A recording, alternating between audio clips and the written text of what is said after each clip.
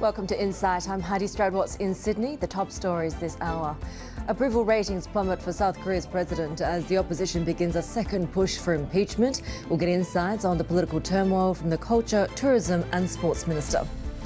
Chinese assets in focus after Beijing signals increased borrowing and spending to boost consumption as well as raising the fiscal deficit. Officials also pledging to keep the yuan stable. Plus, we get the outlook for India's EV sector amid cutthroat global competition. We'll be speaking exclusively with the CEO of Mahindra's auto division, Rajesh Jejurikar. South Korean President Yoon Suk-yeol's approval rating has slid to a record low as he continues to grapple with the fallout from his martial law declaration. Now 75% of respondents in a new Gallup Korea poll also believe that Yoon should be impeached. Bloomberg's Sherry Ann joins us from Seoul. And, Sherry, he's sort of clinging on, right? But are his days as president looking increasingly shaky? Yeah, he's told the public that he wants to fight until the end. And you said it, I mean, the approval rating falling to that record low of 11%, which is 5 percentage points lower than he was last week. And that impeachment could be a possibility more likely this weekend than last weekend. We are expecting a vote on Saturday as well. And the threshold right now is for 8 ruling party lawmakers to join the opposition in passing that impeachment bill. We have heard from at least 7 ruling party lawmakers that have hinted at the possibility of wanting to impeach President Yoon. And of course, what happens next is the big question, because once the impeachment bill passes, it goes to the Constitutional Court, which has 180 days to either uphold or vote down that decision. If it's upheld, then an election needs to be held within 2 months.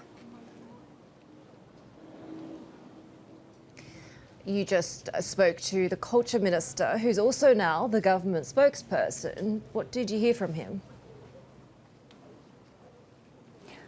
Heidi, I'm right now in front of the National Museum of Contemporary Art here in Seoul, and I just spoke to the Culture Minister, who, as you said, is now also the government spokesperson. And he talked to the public earlier this week already, trying to reassure the public that South Korea would be able to overcome the latest political challenges.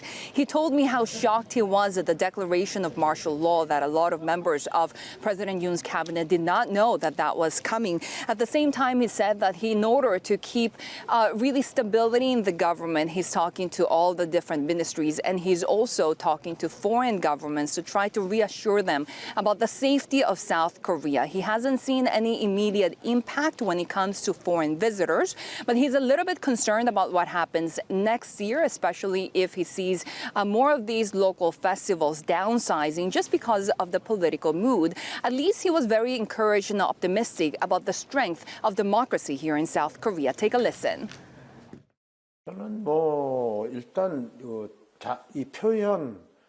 I think it is very crucial that any expression can be voiced. That's another form of democracy, where people can come out in the square and talk to each other without being hindered, speaking out at ease. Once this time passes, there will be a time when they can communicate well among each other. Of course, at first there will be a gap, so they may clash, and the voices may become louder because of different opinions. But in the end, they will continue to clash and exchange views with one another, and through this process, they will get to bridge the gap and communicate. Of course, it can be a disadvantage on the one hand, but on the other hand, it is a very strong point that democracy is guaranteed and it's working properly. He was also very confident that no matter what happens to the government, even if there's a change at the top, that these efforts in order to continue to make South Korea attractive to foreign visitors will continue, especially when it comes to medical tourism, beauty industries, and K-content. Of course, we know that South Korea has been a leader in this sector, and he thinks that this will continue. He's going to talk to all of the different foreign administrations as well to make sure that the world knows that South Korea is a safe place to visit. Heidi? Our Bloomberg Asia Trade co-anchor Sherry on there in Seoul as we continue to watch that developing story. And to our other top story, because China has signalled increased public borrowing and spending in 2025 to boost consumption and repair the economy's weak link. For more, let's bring in our Chief North Asia correspondent, Stephen Angle, who joins us in Hong Kong. So, Steve, was there anything that was sort of surprising from the Central Economic Work Conference in Beijing? No, we've been covering this all week and building up to this statement that came out of that Central Economic Work Conference that wrapped up behind closed doors yesterday. And it was pretty much in line, essentially confirming that they need to shore up consumer demand. And that's why they're going to increase public borrowing and spending. They're going to basically lift consumption vigorously, their words.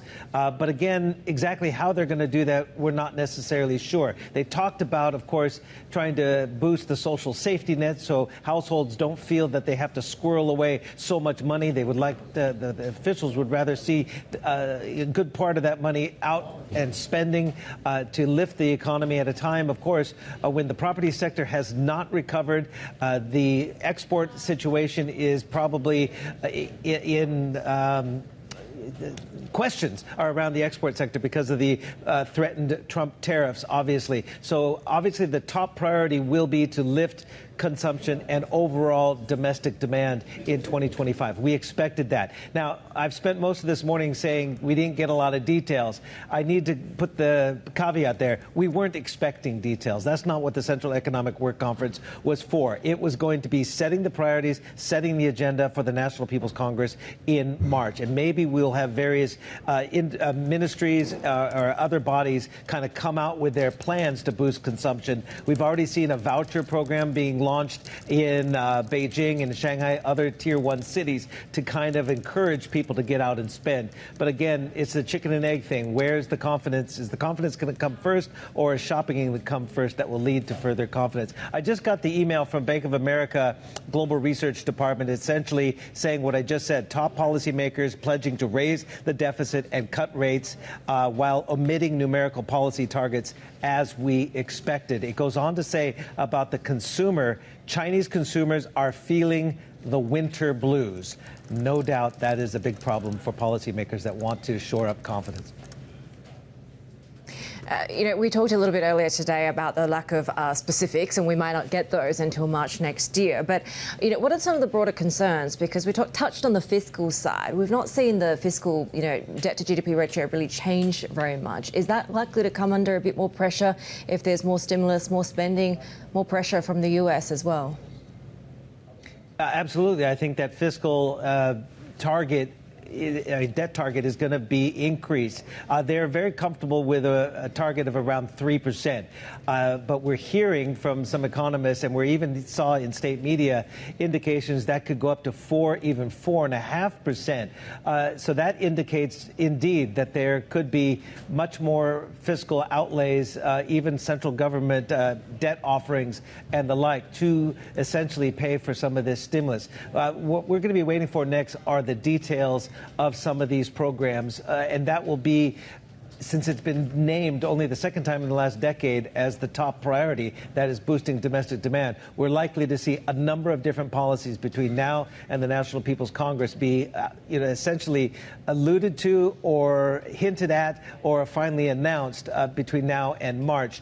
But overall, I think the key takeaway is the overwhelming sentiment, the overwhelming tone is towards boosting consumption. I think that's the foregone conclusion. We'll have to see how that plays out in the markets, obviously, over the longer term, because there has been a little bit of promise fatigue in the markets following that September stimulus, then going through the third plenum where there was no momentum, and then into the Politburo on Monday, and now the Central Economic Work Conference. There's no more big gatherings really until March. So we'll have to see if investors are willing to wait. Bloomberg's Chief North Asia correspondent Stephen Angle in Hong Kong. Let's get some analysis now from Mastercard's Chief Asia Pacific economist, David Mann, who joins us out of Singapore. David, it's great to see you again. And, Steve just talked about the sort of promise fatigue, awaiting policy-specific fatigue that we see from investors. I hear from a lot of economists who have an extra degree of scepticism too, right? Given the structural nature of the slowdown, there is a sense that, well, what more can they do that's going to kind of meaningfully make a difference? Are you on the sort of pessimistic or optimistic side there? Well, firstly, it's great to be back on, and it's great to get a chance to talk through what we see going on in the economy as we've just released our Economy 2025 report. And of course, what's happening in China is absolutely crucial for expectations about what's going to pan out for global growth next year. And we think we'll be about similar on the pace of growth this coming year as we saw in 2024. As you mentioned, the China stimulus measures are things that the markets are rightly getting excited about. There is, as you mentioned, some impatience now growing. But the key point here, as just mentioned in your segment, is that it's all about boosting consumption, finding ways of getting consumers out and spending. And of course, anything that can help to boost the social safety net that gives a bit more confidence for consumers, and you mentioned that too, so that they don't feel as much of the need for as much savings and are more inclined on the spending side, that will really help on delivering the growth next year that we think will be around 4.5%.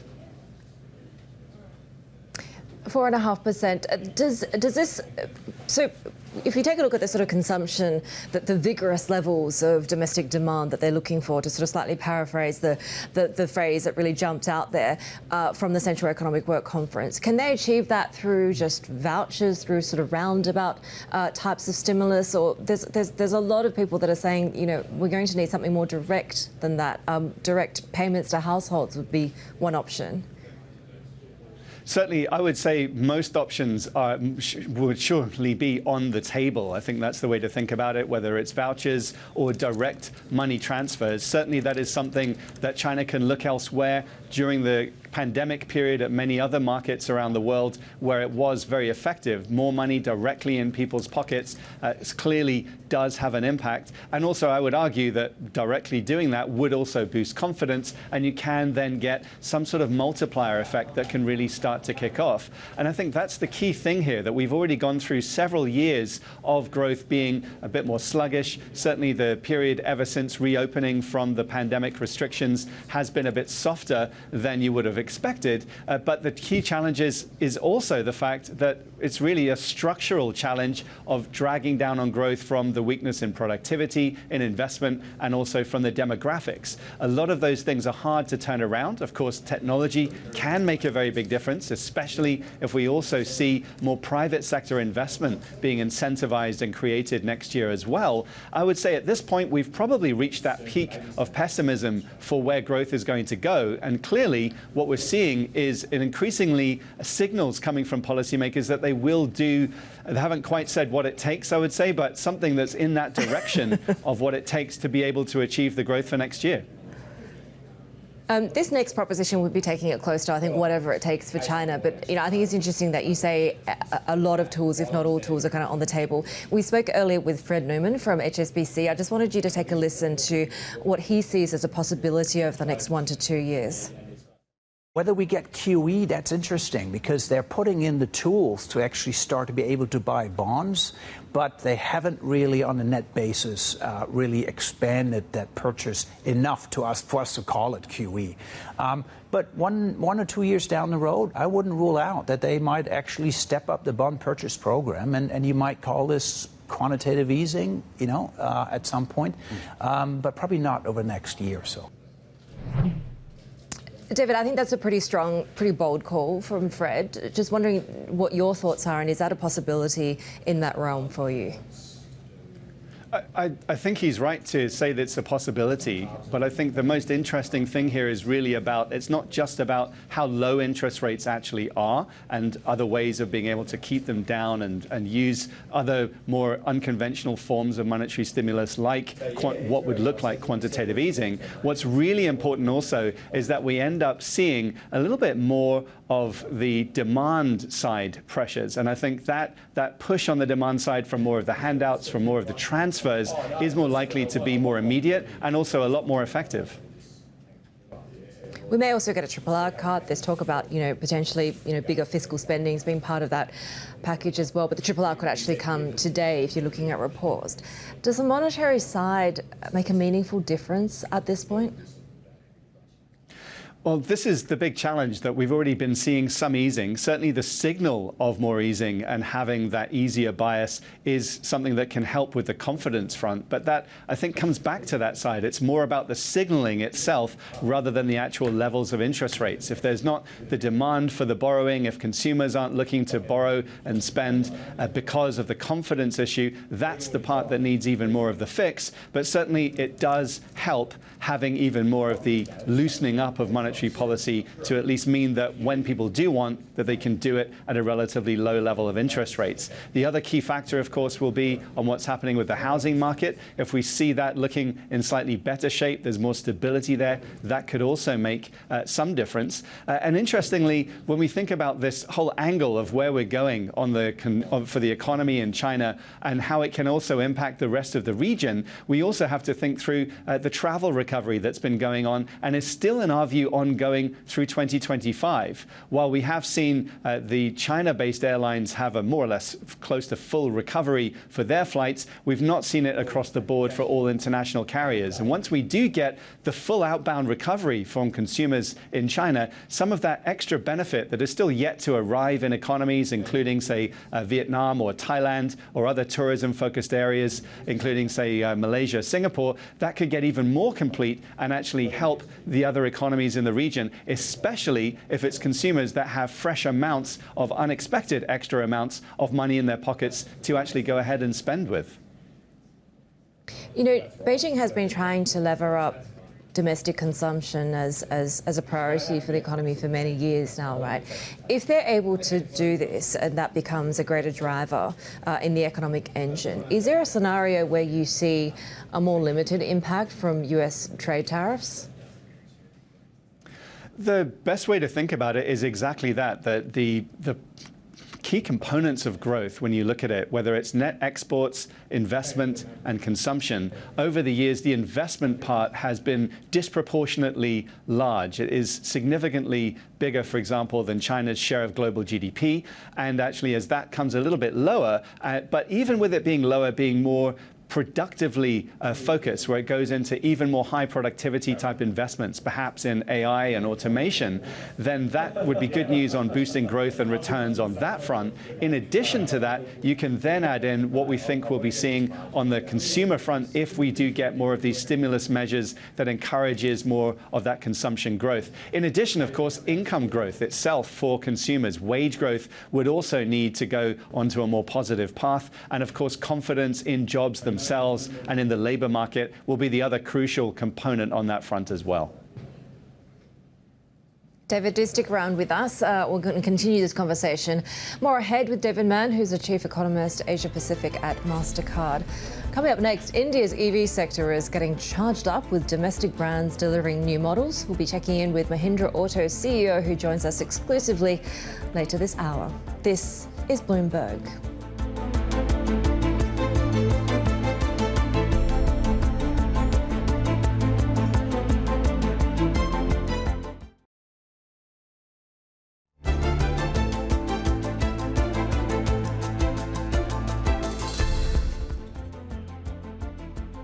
India's inflation cooled last month, bringing some relief to the newly appointed central bank chief.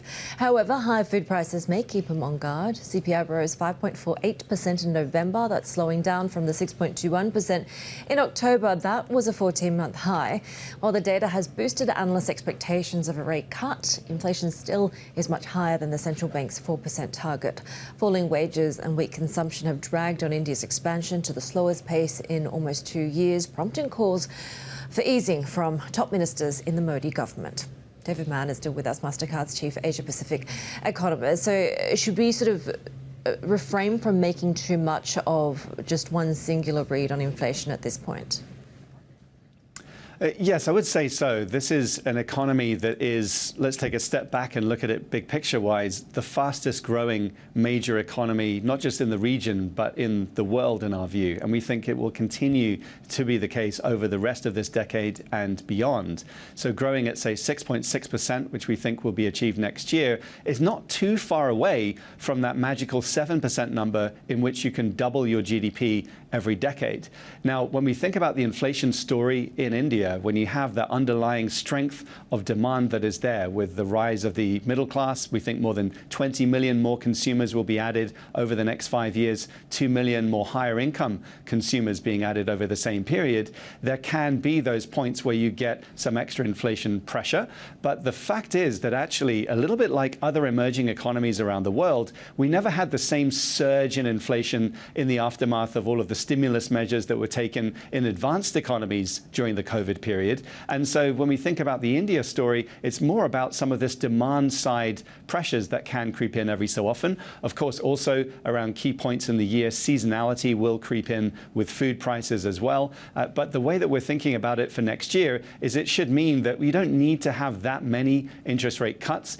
We also, of course, are watching for what we'll be seeing on the overall spending growth number for consumers, where again, we think we'll be seeing in excess of 6% growth next year coming from India. And that's a good piece of news also, because when we add in the story that we were just discussing about the China recovery being slightly below what had originally been anticipated, if we go back to 2023, actually India has been helping to make up for some of that and filling the gaps in many ways also for, say, tourism demand into many markets around the region, including places that have liberalized a lot of their visa restrictions on tourists coming in from India. Does wage disinflation threaten that outlook a little bit?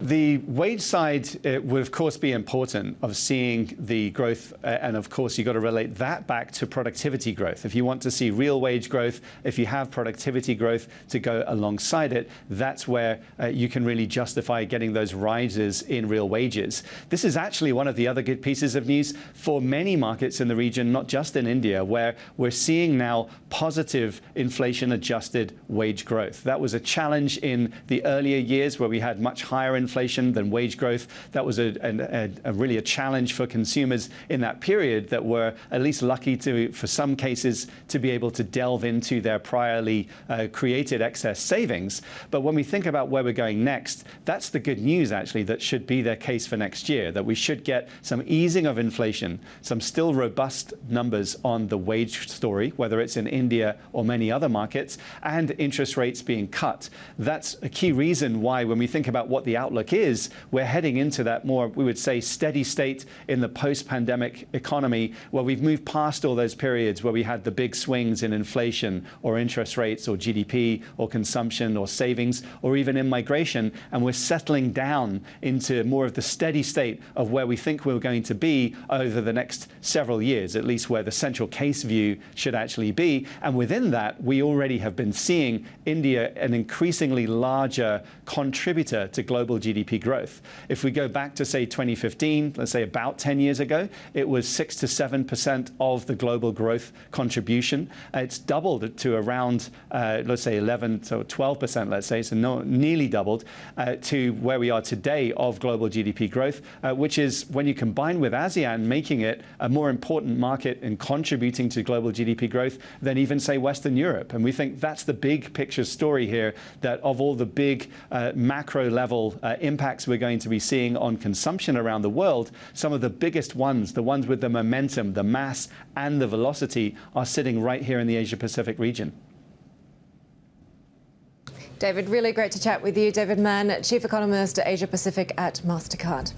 Well, coming up next, our exclusive conversation with the auto and farm sector CEO of India's Mahindra and Mahindra. We'll be getting those insights on the EV strategy for the country, plans for 2025, and the broader outlook next. This is Bloomberg.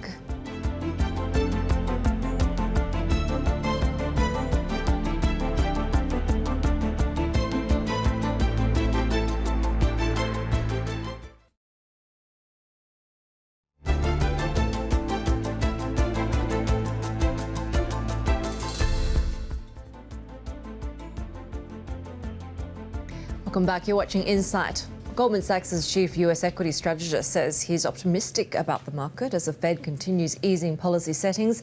David Kostin told us that Wall Street should also get a boost as Washington turns more business-friendly under a second Trump administration.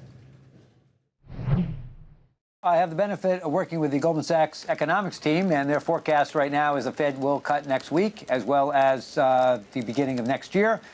That's mostly priced into the market. The expectation for most portfolio managers with whom I interact on a regular basis are expecting an easing cycle to continue. And the stock market is pricing as though the underlying economic growth is closer to 5%. The economy, of course, is not growing as rapidly as that, but the performance of cyclical stocks relative to defensive stocks is more consistent with a pretty robust economic underlying activity. In fact, that is what most of the fund managers are anticipating.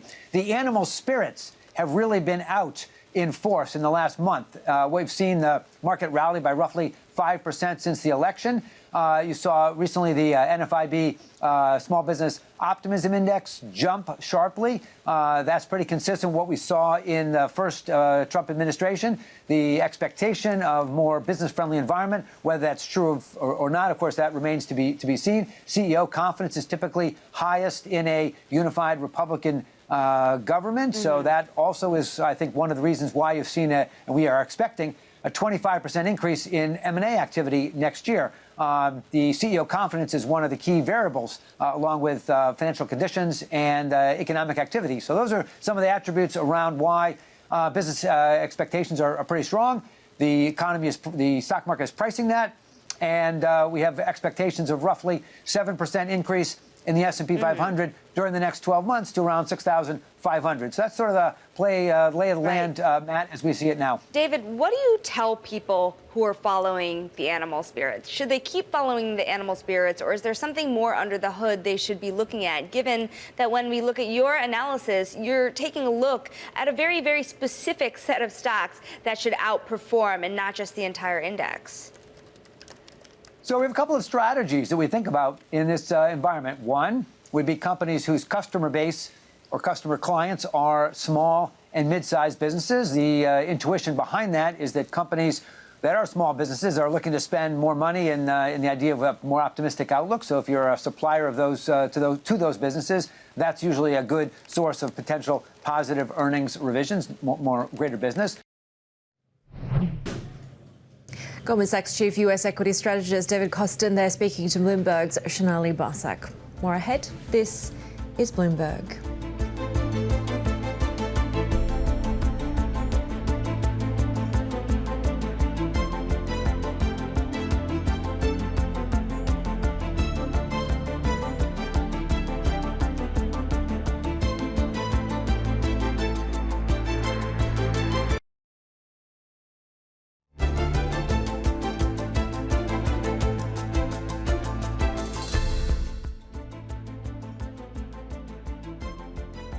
Take a look at how stocks are faring here in Asia on this final Friday the 13th, actually, and it is looking like a pretty broadly downbeat day across the region. A lot of this is really on the disappointment over the lack of specific details from the China Economic Work Conference, which, of course, wrapped up that two-day powwow on Thursday. But we didn't get that growth target for 2025 and really scant details on things like how they plan to boost that domestic consumption picture. We do know that the more forceful fiscal spending and and stimulus is likely to be part of that. But how that's actually going to play out is still a little bit of a mystery. And we are seeing that sort of fatigue from investors waiting for the details there.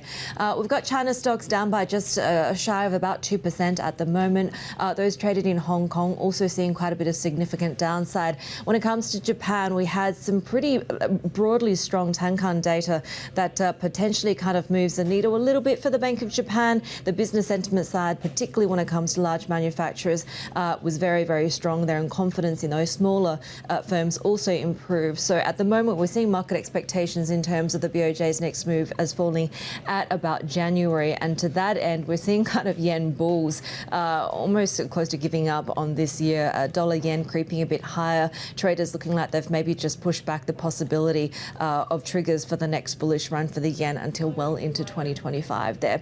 The Kospi actually is seeing a bit of upside, and it's quite interesting. Perhaps we're seeing Korean investors really kind of wanting to draw a line in the sand when it comes to the fallout from the martial law incident as we continue to watch to the events of this weekend. We've had a second impeachment motion being called for President Yoon. It is seen that this second move and the second vote to take place has a higher likelihood of going through, given that there are more sort of members of the ruling party that may vote in favour of this. But a lot depends on what happens with that impeachment vote this weekend. We're hearing at the moment that South Korea's president's support rating has now fallen 11% on the back of what we saw with the chaos over the martial law declaration there. So equity traders could clearly see that kind of bearish momentum starting to wane.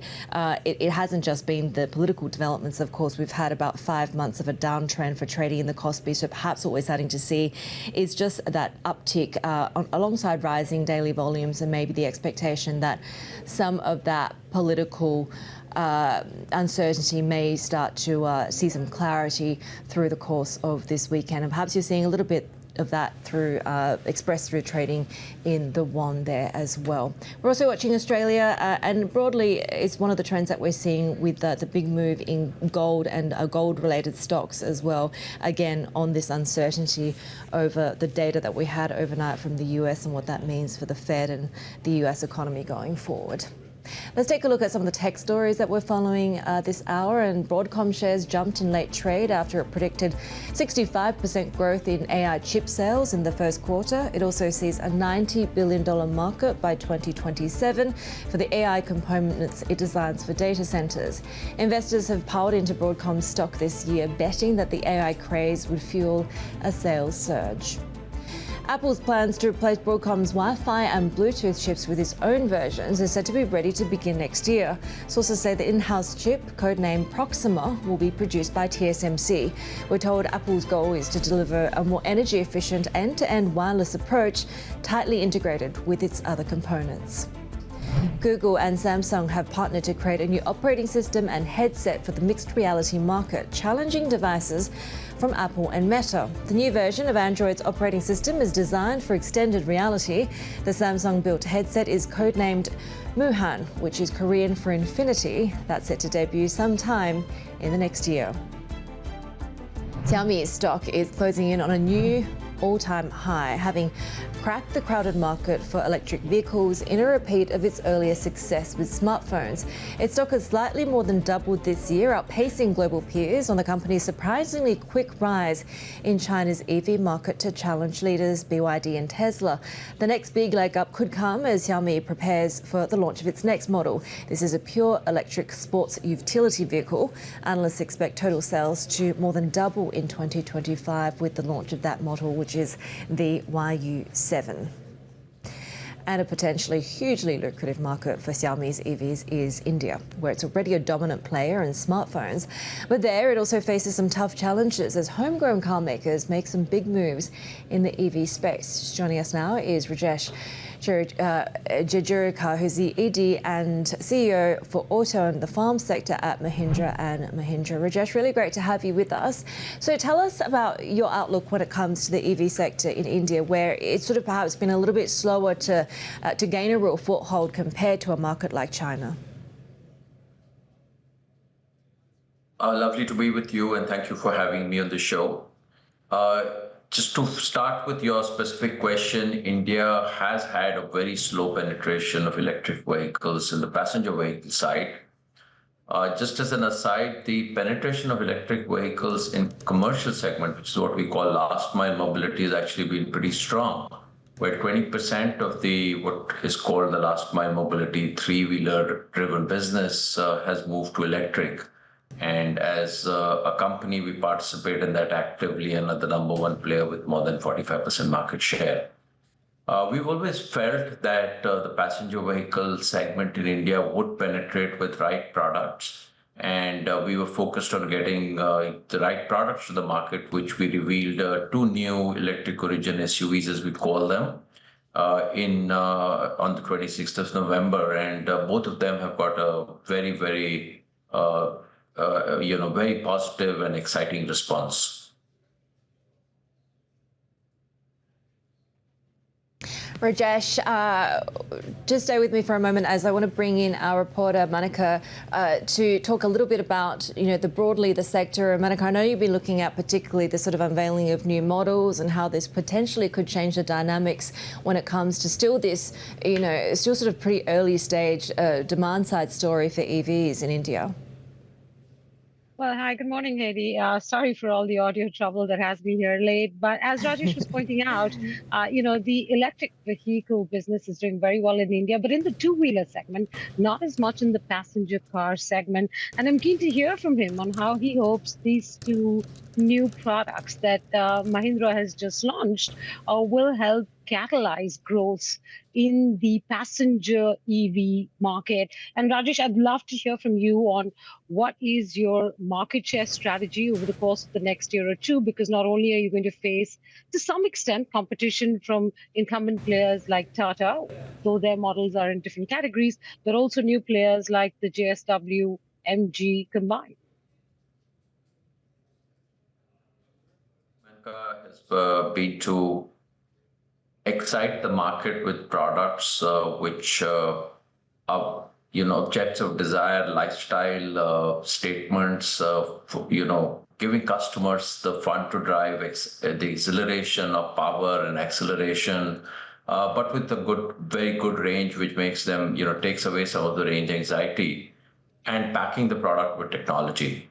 And which is what we've done right now with the launch of these two products. We call one the XEV 9e and the other the B6. These are two products which are built on what we've created in-house as the InGlow platform. It's an electric origin platform, which means it's a flat skateboard on which we've put the battery pack. And these products, when we launched them on the 26th, we've compared them actually with luxury brands, 4 luxury brands. And sorry to interrupt you, Rajesh, but just quick, could you give us a sense of what kind of market share you're looking for and how you hope this will catalyze growth, in the EV passenger car / utility vehicle market? Because I think we understand what you've done with the products. The question now is, will you see the growth?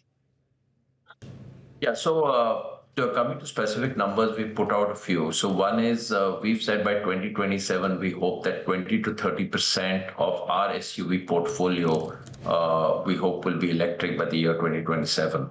At this point of time, we're the number 2 volume player in SUVs in India. We do about 50,000 vehicles a month. And so we've kind of said that between 20 to 30% of our portfolio by 2027 will be electric. We've also said that the capacity that we've set up for the two products that we've launched is 90,000 per annum. So we are going in with, we believe, bold ambitions, and we have products that will live up, hopefully, to that ambition. Rajesh, we've spoken a little bit about the competition already, just talking about Xiaomi at the start of this interview. And we know that Tesla, obviously in a different segment, is also re-looking at investment and showrooms in New Delhi. Do you think about the competition and how your products is going to kind of provide something that's more unique with a stronger foothold domestically? Yeah, so the way we've thought about the product is, we've invested to stay ahead of the curve. And which is why as we get products to the market and the reviews that we've got from media have all been very, very positive and exciting. So we believe that our products are competitive with the best in the world. As I just was mentioning to Monica, we've actually hence compared in our launch presentation our products with 4 luxury brands, which are priced significantly higher than our products. So we believe we can compete with the best in the world as they come to India. When it comes to government regulation, do you think there's enough supportive measures and subsidising measures and also incentivising measures from the government in India to be able to give it that leg up? We've seen that in almost sort of, every other jurisdiction and market, right? That announcement, I think in September, of that $1.3 billion scheme of incentives. Do you think that's enough? There are multiple sets of government incentives at play. One is the taxation itself. The second important one is what the government calls the PLI, which is the production-linked incentive, which is linked to the investment that we make, that you make in electric vehicles, including the supplier ecosystems, ecosystem which supports that. And there is a percentage incentive that you get per vehicle depending on the domestic value addition that gets created, which in a way the government is incentivizing companies to come and invest here in India and avail of the PLI benefit. So there is a taxation benefit, there is the PLI, and then there is also in different states an incentive on road tax and registration. So all in all, we believe that the government in India is firmly believing in the electric journey. That's destination technology, and would want to see a much higher level of penetration for electric vehicles in India. Rajesh, despite the government subsidies, the pro-industry regulation, the penetration in the passenger car market is what, 2% for EVs. So what will it take for that to get ahead? I know this is the classic chicken and egg, range anxiety, recharging infrastructure versus new products in the market. But I'd like you to respond to that. And adjacent to that, if you can help us understand what's the localization level, when it comes to the products that you're manufacturing. I know you have a battery agreement with BYD, right?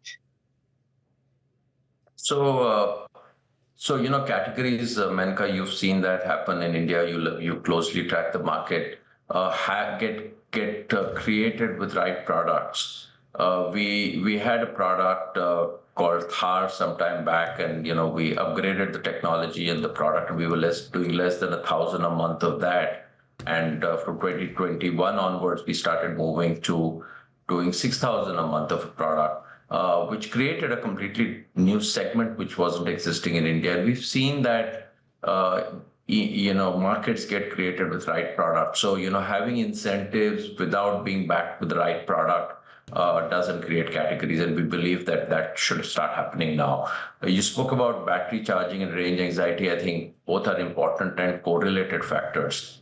So the range that we've experienced on our products in the metro city, in the larger cities in which we've tested extensively, we feel confident that we can give a real world range of more than 500 kilometers. Now, effectively for most customers in India, that means they don't have to charge more than once in a week or once in 10 days, which takes away a lot of the range anxiety. A lot of the customers who are going to buy us also have multiple vehicles in their house, and that also helps deal with range anxiety. But I think really to the point of charging infrastructure, the government is taking a series of strong actions as a part of the Prime Minister eDrive scheme. A significant amount of money has been allocated to creating public charging infrastructure, and we're working very closely with the Ministry of Heavy Industries to help strategize on how to create the right public charging infrastructure. Okay. Can I circle back to my localization question, battery sourcing? And the reason I ask this is because one of your competitors, Tata, is setting up its lithium-ion battery plant in Gujarat in India. And also there is a great degree of concern of trade wars heightening next year and what impact that will have on various auto supply chains. So to clarify, we are importing cells, but the battery module and the battery pack, as they're called, is completely localized by us. We have the patents and the IP for that. We make that at a plant in Chakan near Pune in Maharashtra. Like I mentioned, I spoke about the PLI a little earlier. The PLI would require us to have a domestic value addition of more than 50%. And we would be soon putting in our applications for the PLI. We are, of course, waiting to announce the prices of all our versions because the price needs to be part of the application. And hope that most of our models will qualify for the PLI, which means that we'll have a domestic value addition of more than 50%. Trade wars? Rajesh, I wanted to get to the question as to the geopolitical uncertainties of 2025, right? Have you sort of modeled the potential impact of a global trade war, Trump trade tariffs on your business, on your supply chain, and have you made any preparations for that? Yeah, so, managing risk in supply chain is something we've, significantly enhanced our processes on how we do that, starting with COVID, where we were significantly impacted. Today, for most of our critical components, especially chipsets, we've created alternate sources for every chipset, which is a tier 2 or tier 3 part from our or tier 1 suppliers.